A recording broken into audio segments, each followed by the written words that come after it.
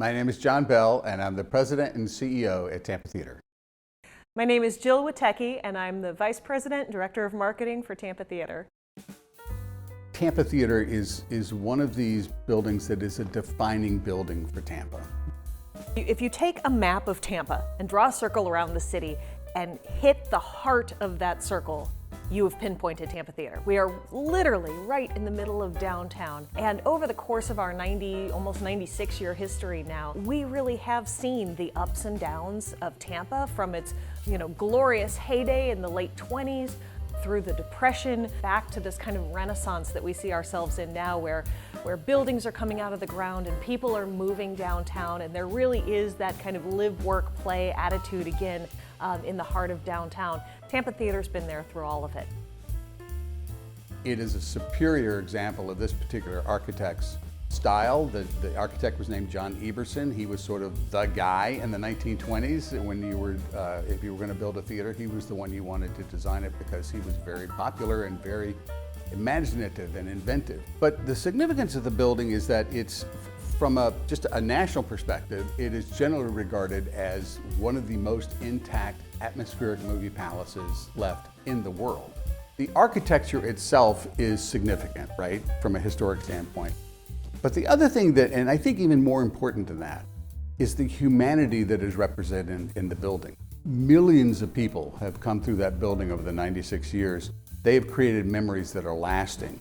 Those memories are being created still every day as people walk through that building. So it's the combination of the architecture and the programming and the experiences that the audiences have that makes it significant. And honestly, it's hard to imagine the city scene, the cityscape, without that Tampa Blade sign right in the middle of it. We are one of the most photographed buildings in town. Anytime you see a sporting event that's happening in Tampa, you always see a shot of that sign. It's kind of the gateway to our city. At a young age, I had the opportunity to manage historic theater and do some arts administration work up in North Carolina. While I was up there, I became aware of Tampa Theater because it had become somewhat of a model, because it was one of the sort of nationally, an early rescue of an endangered historic theater. A lot of theaters, movie palaces were being torn down around the country, but Tampa figured out how to rescue this majestic building. I've been telling the stories of this amazing city for more than 20 years. And coming to the theater and getting to tell Tampa's stories through the lens, pun intended, of Tampa's most majestic movie palace is just kind of the culmination of all of the things in my life that I love. I love movies, I love storytelling, I love kind of that romantic era of the Roaring 20s, who doesn't? And all of those things come together at Tampa Theater.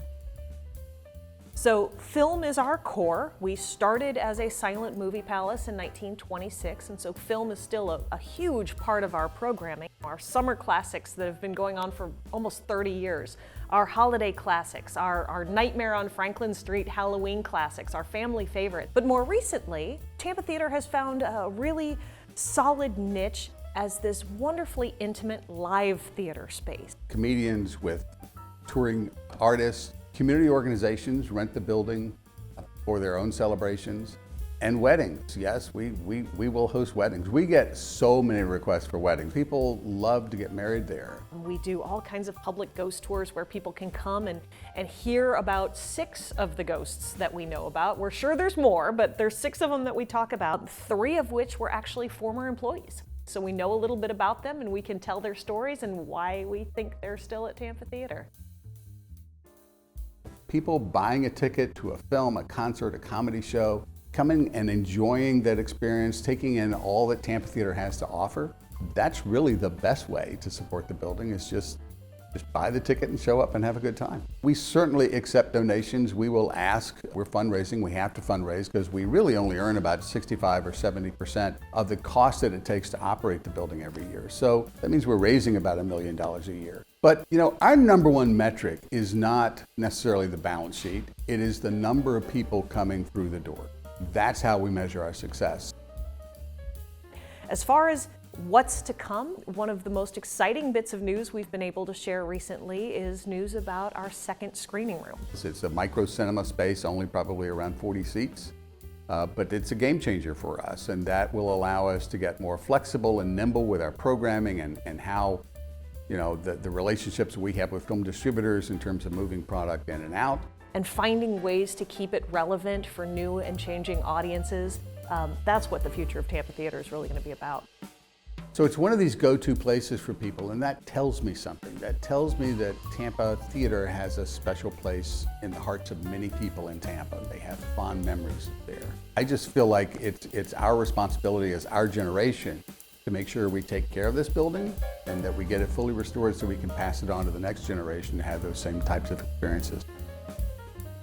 We open our doors 700 times a year, so if you're doing the math, that's twice a day that we've got something going on.